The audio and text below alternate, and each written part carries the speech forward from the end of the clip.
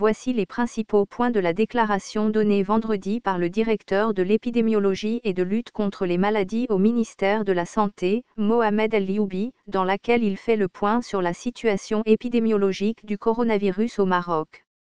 122 cas d'infection au coronavirus confirmés en 24 heures, portant à 883 le nombre total des contaminations. 11 nouveaux cas de décès survenus entre vendredi et samedi à 18 heures, soit un total de 58 décès depuis le début de l'épidémie.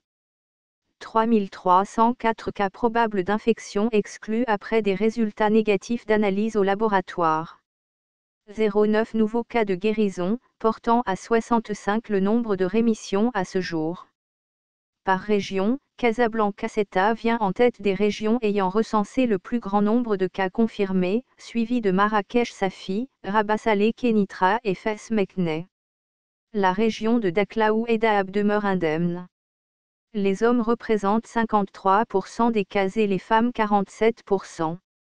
La moyenne d'âge des personnes infectées se situe à 52 ans. Au moment de la prise en charge, 15% des cas ne présentaient aucun symptôme, 71% étaient en bon état de santé, et 14% en état avancé ou critique. Les contaminations locales représentent 80% de l'ensemble des cas locaux, et les cas importés 20%.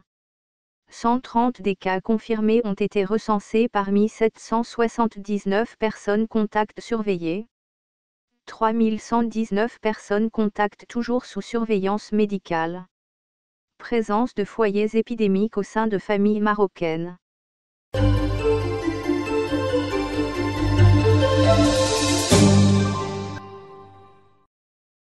Un premier cas de guérison totale du nouveau coronavirus, Covid-19, a été enregistré au sein du service de réanimation de l'hôpital Ibn Roch, dont le personnel a réservé, samedi, une aide d'honneur aux patients rétablis, avant de regagner son domicile.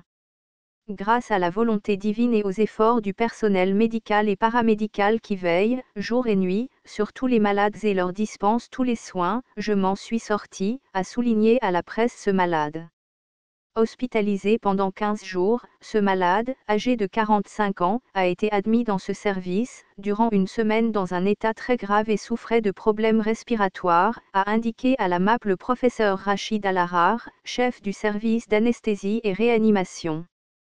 Il s'agissait d'un cas d'insuffisance respiratoire chronique avec des poumons avec une désaturation à l'oxygène nécessitant d'être placé sous assistance respiratoire, a expliqué le professeur, relevant que son état de santé a alors commencé à bien évoluer pour finalement être testé négatif après 2 prélèvements signifiant sa rémission.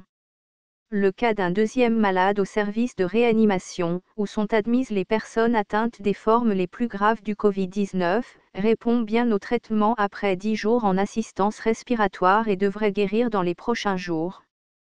Nous recueillons les fruits de plusieurs semaines de préparation en amont avec la mise sur pied d'un comité de riposte au centre hospitalier universitaire pour le recrutement de toutes les capacités et expertises médicales et paramédicales, techniques, logistiques et administratifs et le soutien des autorités de la région, du ministère de la Santé, des associations, des donateurs et de confrères du secteur privé, a estimé, dans une déclaration, le professeur Mohamed Benganem Garbi, directeur de l'hôpital Ibn Roch.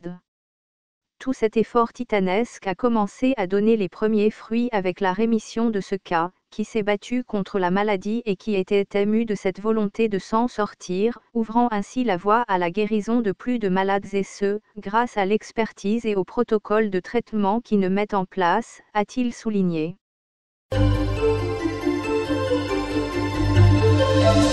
N'oubliez pas d'aimer et de partager la vidéo.